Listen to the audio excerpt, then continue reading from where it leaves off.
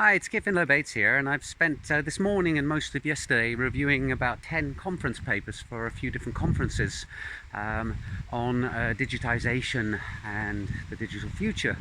And if there's anything that is going to make you despondent, it's reviewing conference papers. And what really gets me is you think that the corporate world is bad when it comes to buzzword bingo, but it looks like academia is following suit.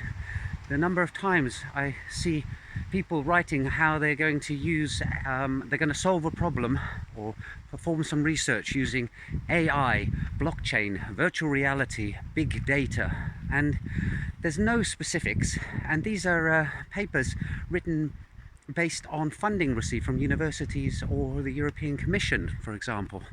And when you look at what they have written there, they might as well have written that they're going to do their research using dragons, spells and magic keys from the netherworld.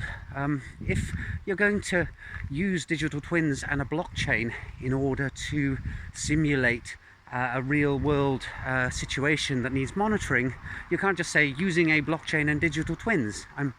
What kind of blockchain? Why are you using a blockchain? What properties? Is it a permissioned or an unpermissioned one? Did you consider distributed ledger technology or even databases?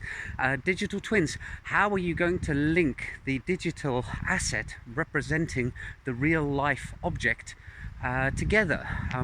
Are you going to, how are these two things going to be tied together? You can't just throw the words in and expect that somehow it's all going to magically happen, except they do seem to.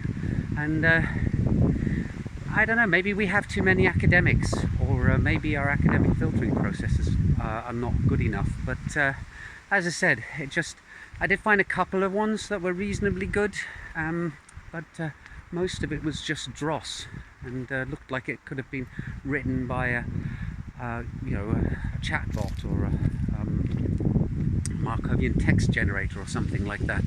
Anyway, just venting my frustration on the state of affairs in academia and research these days. And in some ways I'm glad I'm not a full-time professor or even a part-time professor, because I don't think I could stand to do this week on week for years on end.